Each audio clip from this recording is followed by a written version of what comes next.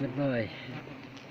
Tổ này vào đánh này rất là tuyệt vời luôn rồi, quá là đã luôn các bác ạ. Ui, phê chưa, quá là phê luôn, mày thấy chưa? Ui, to cực kỳ nhá. Tổ này phải trên 5 cân rồi, trên 5 kg rồi, rất là đá luôn các bác ạ. Rồi, ui, phê lòi luôn. Rồi, ra chưa? Rồi, xin chào tất cả mọi người nha. Chào tất cả mọi người đã đến với Ma Nam Trường nha. Đây cả bạn như là rất là phê. Đây, đấy, chiến đấu với đổi với mạng sống của mình nhá. Đấy, ở đời mà phải làm được những thứ gì thú vị cho đời xem các bác ạ. Đời là phải chịu chấp nhận thôi, rất là cao. Rồi, chào mọi người nhá. Trời ơi, to kinh khủng luôn mọi người. Đây, quả đá luôn. Yeah, không mà yeah, to rất là kinh khủng luôn nha. Đấy, quay rất là rõ cho mọi người xem. Đấy, to chưa? Đây, mình đang cầm tay lên không tiện quay nha các bạn, rất là to luôn mọi người nghe xem. Ui ôi, quá là đã luôn. Tí mình đi gần mình sẽ quay rất là gần cho mọi người xem nhé. Đấy, nó giống là lúc nào muốn gà mà nó thì tiền à. Đây là tổ ong bầu trời nha các bạn, rất là to. Hôm nay đánh 2 tổ nha các bạn, 2 tổ rất là phê luôn. Đấy, thì mình sẽ quay trực tiếp cho các bạn xem này. Đó. Đó, xin chào các bạn nha. Mình sẽ kết thúc cái video ở đây. Đấy, đây, anh em chúng tôi đã hoàn thành rồi, rất là to, yeah. Rất là phê, đá quá các bạn. 3 tầng rồi, cái này phải nằm trên 6 cân rồi, 6 cân rồi. Đây, quá là đá luôn.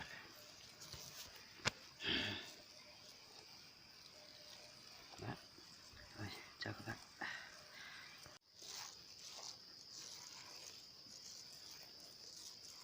Đây, rất là phê, tịch quá này.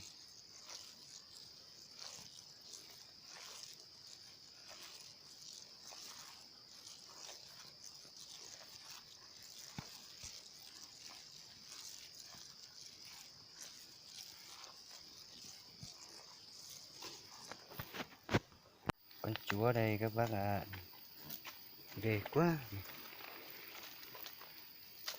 Cái tổ này 6 bố mẹ này, quá là bé. Đó, bé quá, không đáng anh em không xuống này.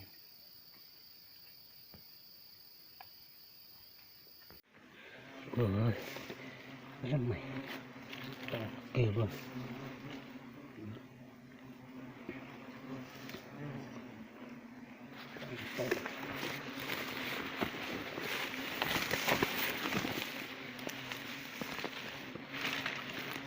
Tổ nó trên ngọn yến rồi các bác ạ.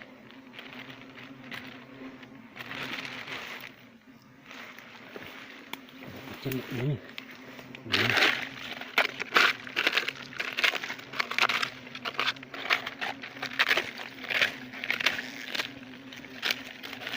Đẹp quá, rất là to rồi. Đó.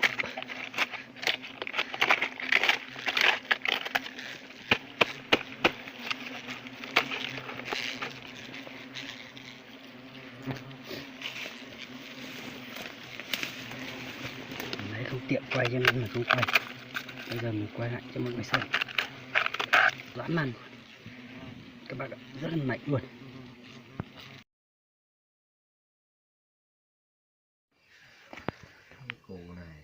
không đơn giản đâu. Cổ đậy 10 Thế thì to. mười mấy tầng à.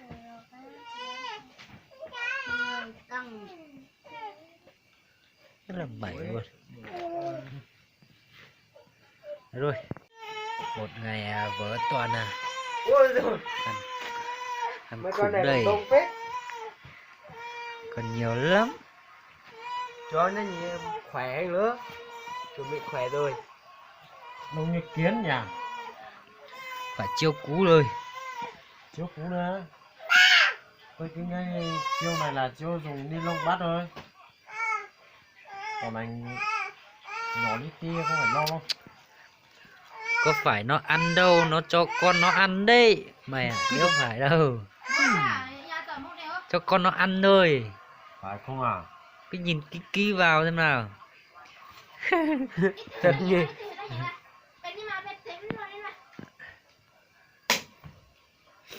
Đây là ông bầu trời. Đúng rồi. Ông nuôi con. 1, 2, 3, 4, 5, 6. Tổ này 6.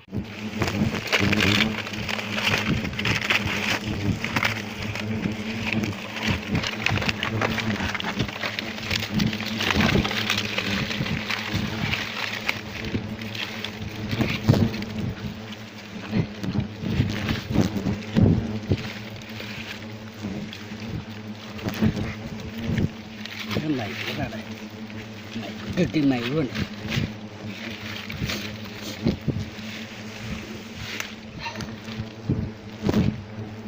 Đó. Còn 3 tầng nữa.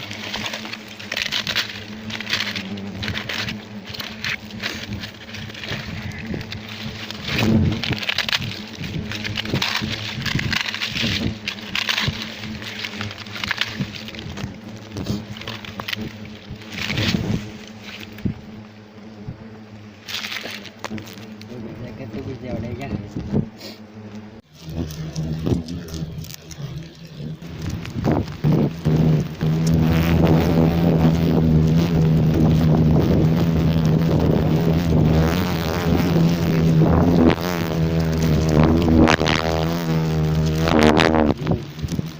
Tôi mới có đánh được không? To cực kỳ luôn.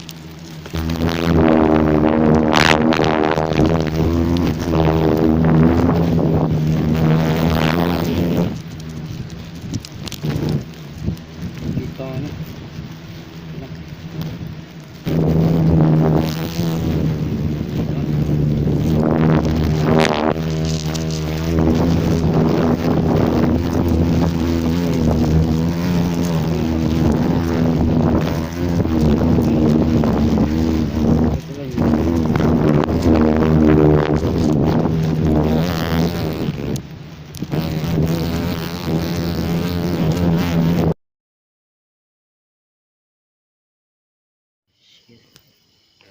Quá tuyệt vời. Quá là tuyệt vời luôn. Quá là ngon nè. Đấy. Đây. Quá là tuyệt vời. Ui, chán phâu.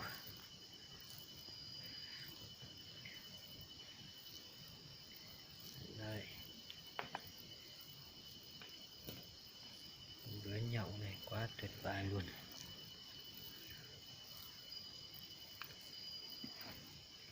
Chán phâu rồi.